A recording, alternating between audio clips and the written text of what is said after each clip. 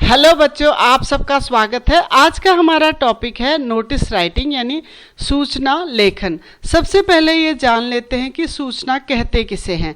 सूचना का सरल शब्दों में अर्थ है सूचित करना, यानी किसी विशेष जानकारी को लोगों तक पहुंचाना या सार्वजनिक करना। सूचना बहुत कम शब्दों में लिखी गई जानकारी होती है। ये ज़्यादातर औपचारिक ही होती है। दूसरे शब्दों में कहें तो संबंधित व्यक्तियों को किसी विषय विशेष के बारे में जानकारी देना ही सूचना लेखन कहलाता है। दिनांक व स्थान के साथ संक्षिप्त मगर लिखित में दी गई जानकारी सूचना कहलाती है। सूचना के माध्यम से ज़्यादातर भविष्य में होने वाले कार्यक्रमों, सरकारी विभागों द्वारा सार्वजनिक रूप में दी जाने वाली विशेष सूचनाएं या किसी वस्तु के खो जाने या मिलने आदि की जानकारी दी जाती है।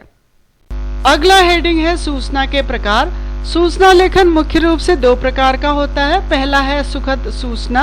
इसमें ज़्यादातर अच्छी घटनाओं की जानकारी दी जाती है या भविष्य में होने वाले कार्यक्रमों की जानकारी दी जाती है।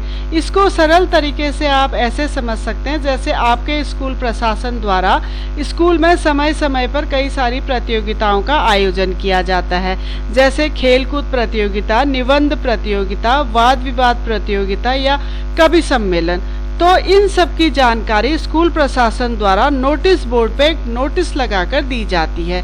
इसी तरह जैसे स्कूल से कई बार एजुकेशनल टूर दूसरे राज्यों में ले जाया जाता है या आपकी परीक्षाएं नज़दीक आने वाली हैं, उससे संबंधित कोई जानकारी आपको स्कूल प्रशासन द्वारा देनी है, तो उस सब की जानकारी आपको नोटिस बोर्ड पे नोटिस लगा के दी जाती है।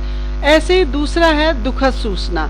इसमें ज़्यादातर दुखद घटनाओं की जानकारी या कार्यक्रमों की जानकारी दी जाती है, जैसे शोक सभा से संबंधित कार्यक्रम है या किसी व्यक्ति की दुखद मृत्यु की सूचना है या ऐसी ही सूचनाएं जो दुखद होती हैं वो दुखद सूचना में दी जाती हैं। अगला टॉपिक है सूचना लिखते समय किन किन बातों का ध्यान रखना चाहिए। सूचनाएं ज़्यादातर औपचारिक होती हैं, इसीलिए इनकी भाषा सरल व शिष्टतापूर्ण होनी चाहिए और आसानी से समझ में आनी चाहिए। सूचना बहुत संक्षिप्त में लिखी होनी चाहिए लेकिन पूर्ण होनी चाहिए। समय और तारीख स्पष्ट होनी चाहिए। सूचना क्या है, किसके लिए है, इसका भी स्पष्ट वर्णन होना चाहिए। सूचना में स्थान और पता सही और स्पष्ट लिखा होना चाहिए। सूचना किसके द्वारा जारी की जा रही है, इसका भी उल्लेख सूचना लेखन में अवश्य किया जाना चाहिए। अगला हेडिंग है सूचना लेखन का प्रारूप।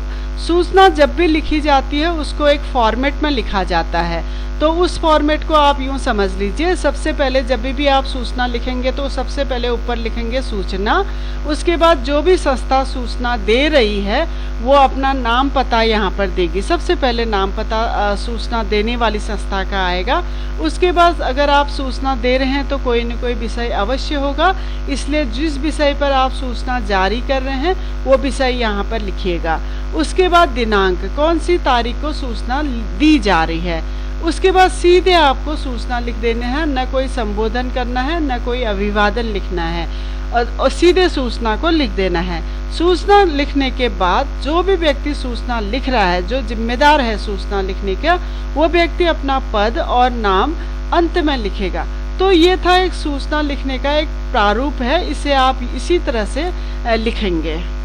चलिए हम इनको एक दो उदाहरणों से समझने का प्रयास करते हैं। पहला उदाहरण है स्कूल में निबंध प्रतियोगिता के आयोजन हेतु सूचना, यानी आपके स्कूल में कोई निबंध प्रतियोगिता होने वाली है, उससे संबंधित एक सूचना स्कूल प्रशासन द्वारा विद्यार्थियों के लिए जारी की गई है। तो सूचना कुछ इस तरह से लिखी होगी। सबसे ऊपर लिखा होगा सूचना, उसके बाद स्कूल का नाम, उसके बाद विषय में निबंध प्रतियोगिता का आयोजन। ये सूचना जिस तारीख को लिखी जा रही है वो है 25 दिसंबर 2020। उसके बाद सीधे सूचना को लिखा गया है। आप सभी विद्यार्थियों को यह जानकर अति प्रसन्नता होगी कि हमारे विद्यालय में गांधी जयंती के अवसर पर एक निबंध प्रतियोगिता का आयोजन किया जा रहा है, जिसमें प्रथम, द्वितीय और तृतीय स्थान पाने वालों को क्रमशः 20,000, 15,000 और 10,000 रुपये का पुरस्कार दिया जाएगा। अब सूचना लिखने के बाद ये प्रतियोगिता किस दिन आयोजित की जाएगी? 2 अक्टूबर 2020 को आयोजित की जाएगी और समय होगा 10 बजे सुबह का। अब इसमें इन्होंने एक नोट भी आप लोगों के लिए दे दिया है। इच्छुक छात्र छात्राएं अपना नाम अपने क्लास टीचर को 25 सितंबर 2020 तक दे दें। उसके बाद जिस व्यक्ति ने ये सूचना जारी की है उसने अपना नाम लिखा निशांत गर्ग और ये स्कूल प्रबंधक है। तो ये है निबंध प्रतियोगिता के लिए सूचना। स्कूल से संबंधित एक और उदाहरण देख लेते हैं।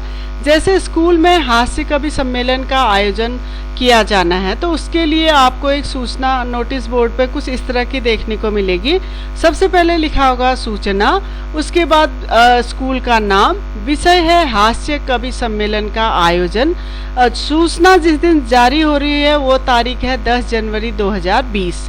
उसके बाद आपके लिए सूचना लिखी गई है। आप सभी विद्यार्थियों को यह जानकर अति प्रसन्नता होगी कि हमारे विद्यालय में कक्षा 9 से कक्षा 12 तक के विद्यार्थियों के लिए एक हास्य कवि सम्मेलन का आयोजन किया जा रहा है, जिसमें शहर के अन्य स्कूल के विद्यार्थियों को भी आमंत्रित किया गया है।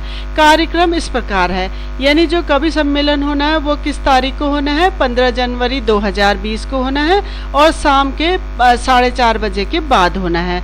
और जो जगह कहाँ होगी, सती पब्लिक स्कूल में ही होगी, यानी जो स्कूल का पता दिया गया है उसी स्कूल में ये कवि सम्मेलन होना है। उसके बाद एक नोट आपके लिए लिख दिया गया है, कार्यक्रम में भाग लेने के इच्छुक सभी विद्यार्थियों से अनुरोध है कि वे अतिशीघ्र सांस्कृतिक विभाग के सचिव से संपर्क करें। और जिसने यह सूचना जारी की है उनका नाम है हिमांशु गर्ग और वो विभागाध्यक्ष हैं सांस्कृतिक विभाग के। तो ये इस तरह की सूचना होगी हास्य कवि सम्मेलन के लिए। एक और उदाहरण है, जैसे शुगर, बीपी और थायराइड की निःशुल्क जांच हेतु सूचना।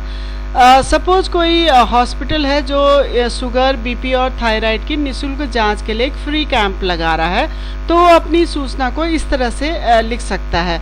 सबसे पहले हॉस्पिटल का पता जो हॉस्पिटल लगा रहा है, विषय है शुगर, बीपी व थायराइड की निःशुल्क जांच हेतु। उसके बाद उन्होंने सीधे जो भी संदेश सूचना है वो लिख दी है।